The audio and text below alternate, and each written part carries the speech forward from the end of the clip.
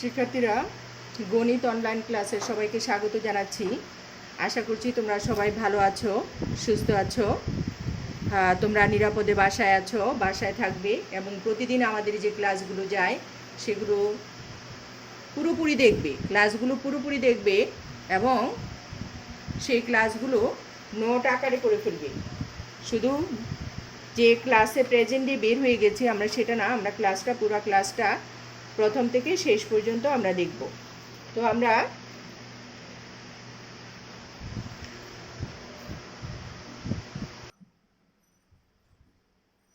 আমরা উদাহরণ 8 করছি। দেখো, আমাদের উদাহরণের 8-এ একটি মজার অঙ্ক রয়েছে, দেওয়া আছে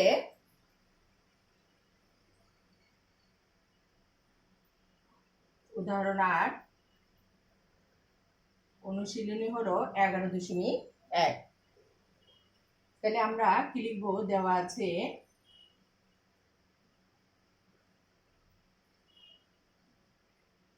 a plus b by b plus c equal to c plus d by d plus a। এই অঙ্কটা করার জন্য আমরা উভয় পক্ষে 1 মাইনাস করে নিতে হবে। a plus B by B plus C, এখানে -1 করতে হবে। আর এই পাশেও c plus D by D plus A, এখানেও -1 করে নিতে হবে। তাহলে আমরা কি করেছি? উভয় পক্ষে 1 বিয়োগ করে। শিক্ষার্থী বন্ধুরা, তোমাদের সবার এটা মনে রাখতে হবে যে এই অঙ্কটা আসলে আমাদের উভয় পক্ষে কি করে নিতে হবে? উভয় পক্ষে আমাকে 1 মাইনাস করে নিতে হবে। এই 1টা আমাকে মাইনাস করে নিতে হবে। তাহলে দেখো, এখানে এবার আমরা লসাগু করছি।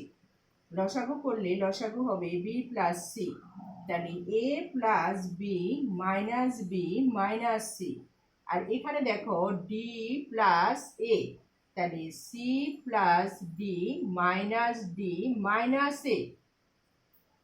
তাহলে দেখো, এখান থেকে এই বি বি কাটা চলে যাচ্ছে, তাহলে আমার রইল কি? এ মাইনাস সি।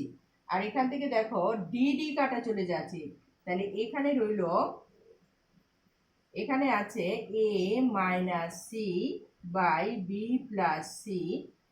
আর এখানে কি রইল? C minus A by D plus A. এখন দেখো, আমরা এটা হলো এ মাইনাস সি আর এটা হলো সি মাইনাস সি। তাহলে আমরা একে যদি এক জাতীয় করতে চাই তাইলে আমাদের কি করতে হবে? আমাদের এখান থেকে একটা মাইনাস কমন নিয়ে নিতে হবে। এখান থেকে একটা মাইনাস কমন নিয়ে আমরা এটাকে এ মাইনাস সি বানাতে পারি। তাইলে আমরা দেখো একটা মাইনাস কমন নিই।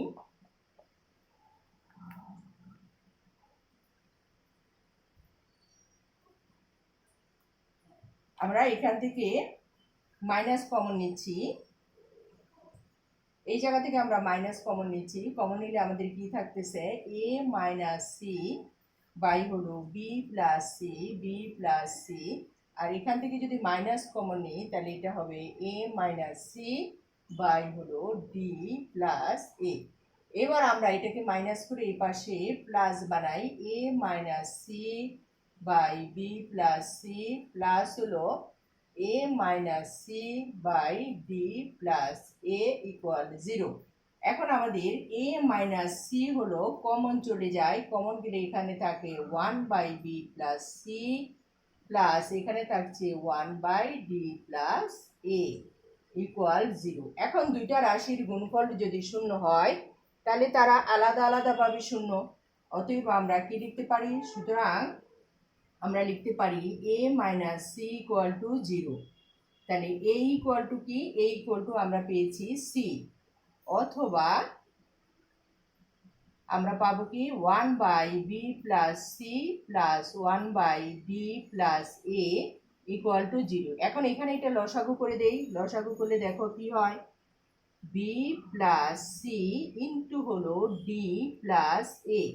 আর এইখানে দেখো বি প্লাস সি আছে, তাহলে D plus A plus B plus C equal to 0। তাহলে আমরা কোনাকুনি গুণ দিয়ে দেই, তাহলে A plus B plus C plus D equal to 0। তাহলে আমরা A plus B plus C equal to কি পাচ্ছি? 0 পাচ্ছি। আমাদের এই হয় এ ইকুয়াল টু সি, নয় A plus B plus C plus D equal to 0। এটাই আমাদের প্রুফ করতে বলেছে, তাহলে প্রমাণিত।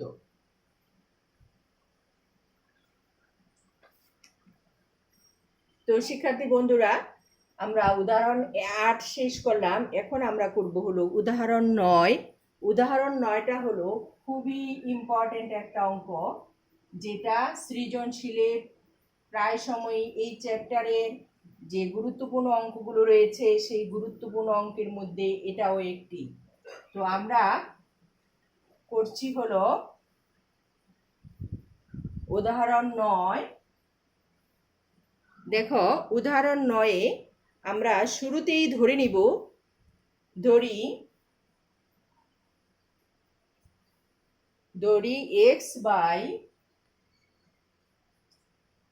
y plus Z equal to y by Z plus X equal to Z by X plus Y equal to K. শুরুতে আমরা কে ধরে নিয়েছি। এখন দেখো এটা একটা পার্ট, এটা একটা পার্ট, এটা একটা পার্ট, এই তিনটা পার্ট সমানই আমাদের কে। তাহলে এক একটা অংশ সমান আমরা কে ধরে নিব। তাহলে X by Y plus Z equal to K ধরে নিই আমরা। সুতরাং X by Y plus Z equal to K. তাহলে আমাদের X equal to K into Y plus Z, এটা হলো 1 নাম্বার সমীকরণ। অনুরূপভাবে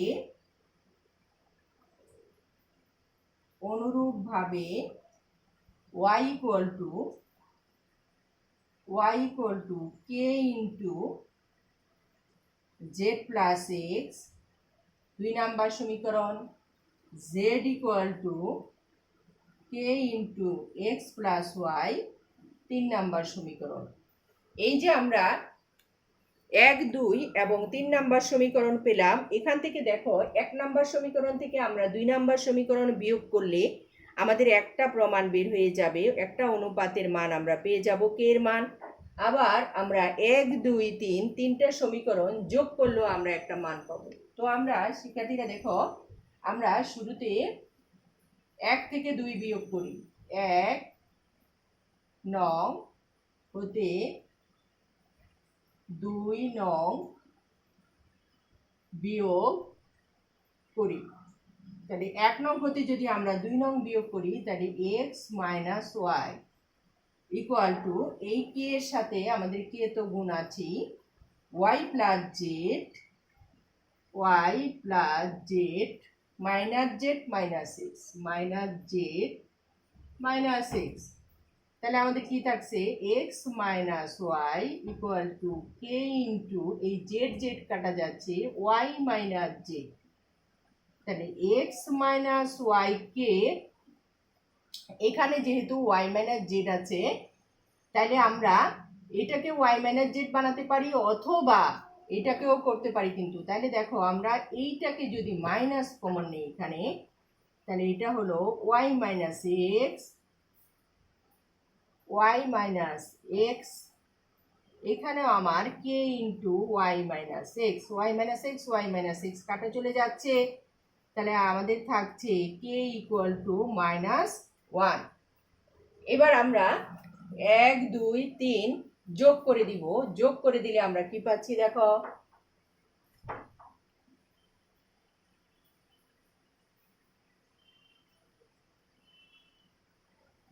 1, 2, 3 তিনটা সমীকরণ আমরা যোগ করব। 1 নং, 2 নং এবং 3 নং